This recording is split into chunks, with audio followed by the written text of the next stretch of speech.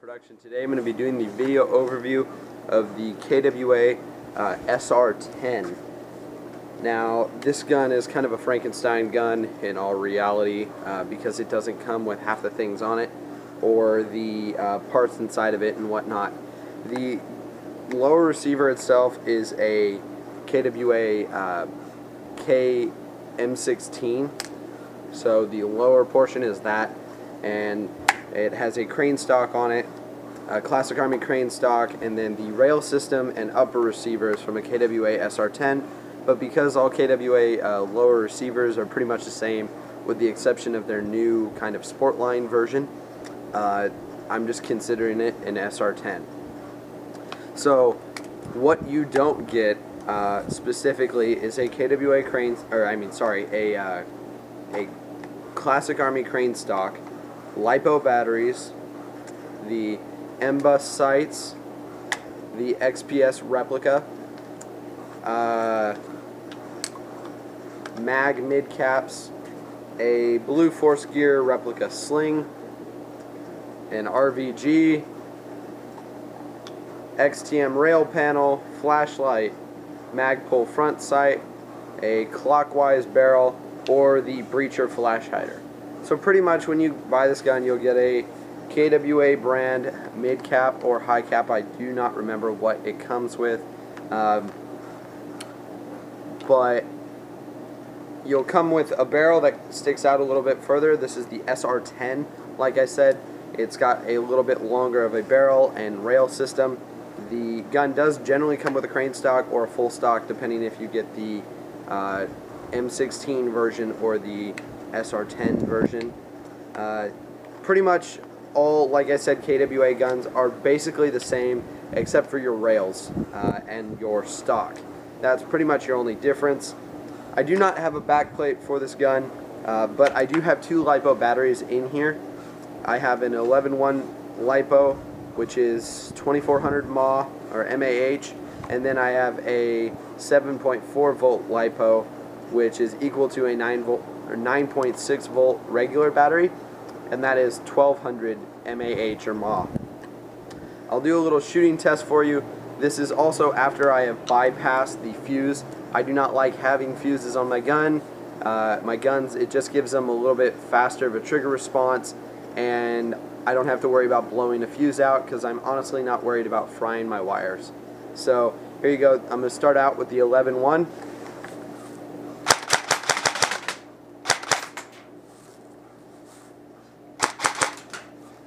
Just so you can see trigger response.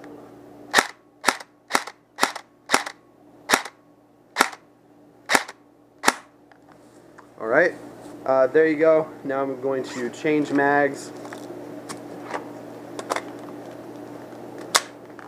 And as you can see, it was a little tough for me to get that mag in there because KWA guns are very proprietary, so it is hard to get mags that are not KWA mags in and out. Now I'm going to switch my batteries.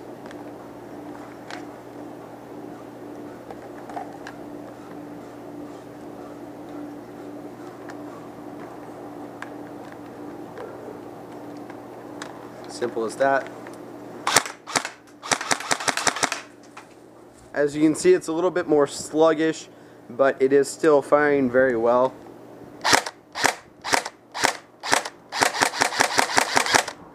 Alright, there you go.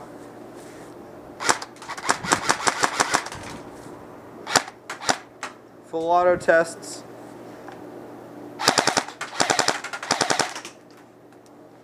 I'm going to switch back to the 11-1, see how that full auto test does.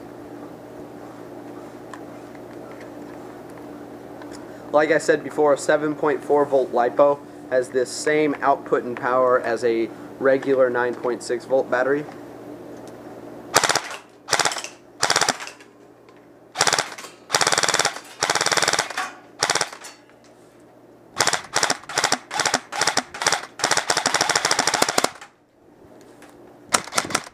Another good practice with any airsoft gun in the world is, unless it is auto decompressing because you have a MOSFET installed, when you fire full auto, fire a couple semi-auto shots afterwards, so the spring will decompress and not be locked back ready to fire again.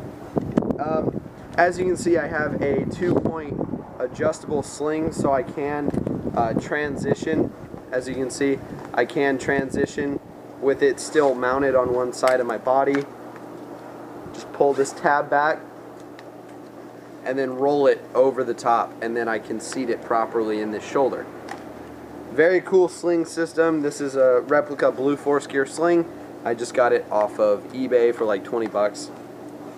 So now moving on to the actual rock solid gun. The gun is rock solid, like I said. It's LiPo ready out of the box. Unless you know how to work on your guns, I do not suggest using an 11-1 LiPo, just because you do have the possibility of shooting the front of your gearbox off. Obviously, I would never suggest anyone use an 11-1 LiPo and just sit there and just shoot full auto the whole time. That's not good for your gun. If you do that, you're going to wear down your piston, you're going to wear down your teeth, your gears, your motor, everything. It's not good for your gun. Don't do it unless you have a saw and it's designed to do that. It's a very good shooting gun. I'll do a shooting review of it at some point. It shoots very far. Generally out of the box, they'll shoot close to 400, if not 375, just depending on your barrel length. They come with a good hop-up system. They all have two-part hop-up systems, which are very nice. They're easy to work on, but like everything KWA, they're very proprietary. So if you want to break this gun apart, what you have to do is you have to get something and undo this pin. I leave the screw out so I can just push it out with a knife, and then here I can pop it up.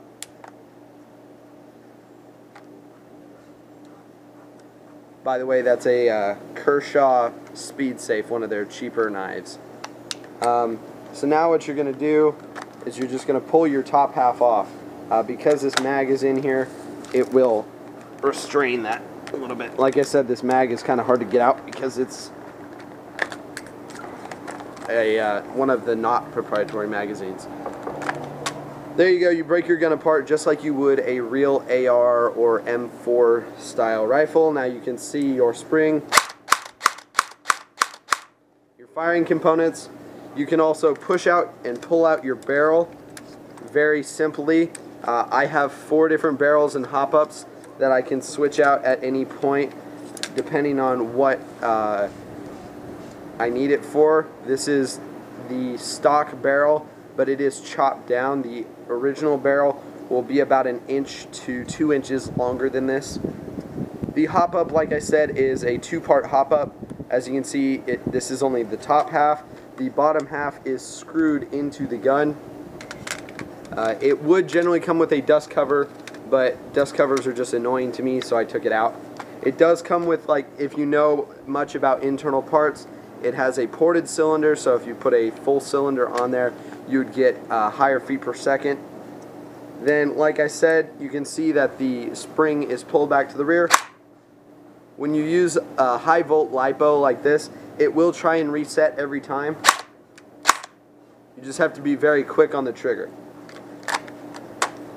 And then obviously you're going to want to put your screw in at this point, which is in my other pocket. But anyways, the charging handles, generally the dust cover would lock, and then that would be used to open the dust cover.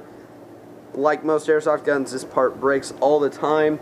It's not a very high quality part on any gun, so that's not a big deal. But the fact that KWA is supposed to be better than everyone else, they may have considered taking that into consideration. I just like to have the mag in there for the look. I do have mag pulls on these, and then I am using a Kydex holder for my magazines. This XPS replica is very nice. It's very clean looking on the gun. It has red and green reticles, just like the real one does. It's obviously not parallaxing, if you know what that is. But I am a big fan of this flash hider. It's a very cool flash hider. It's very modern looking. It looks very cool. Obviously it doesn't do anything for airsoft, but it looks cool. This specific one is clockwise. The barrel is clockwise. I have a lot of different parts on this. It's all around, this is a really good gun. The only gripe I really have about this gun is if you're using an 11-1 LiPo, you may have this problem. On semi-automatic, if you pull the trigger halfway,